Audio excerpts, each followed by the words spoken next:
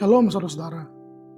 Perkataan Yesus dalam Matius 25 ayat 40 menegaskan bahwa setiap kebaikan yang kita lakukan kepada sesama, terutama mereka yang kecil, lemah, dan menderita, sesungguhnya kita telah melakukan untuk Dia.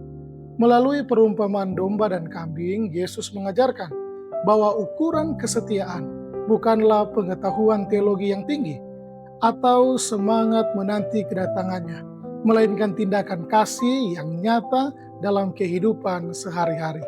Seringkali sebagai orang percaya, kita lebih tertarik pada hal-hal yang membangkitkan emosi, seperti di khotbah tentang dekat kedatangannya Tuhan atau tanda-tanda akhir zaman.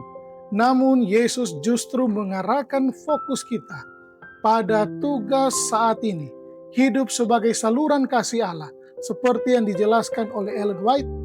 Bahkan mereka yang tidak mengenal kebenaran sepenuhnya pun dapat menjadi alat Tuhan ketika mereka menunjukkan kasih, kepedulian, dan keramah-tamahan yang tulus.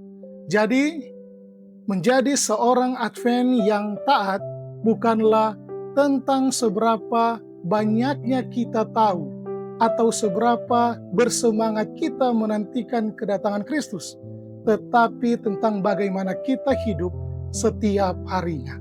Apakah kita menerapkan teladan bagi kebutuhan orang lain? Apakah Roh Kudus bekerja melalui kita untuk menjadi berkat? Hal ini panggilan kita telah jelas. Hiduplah dalam kasih, layanilah sesama, setialah dalam Alkitab. Itulah perhatian kita menyambut kedatangan Tuhan kedua kali.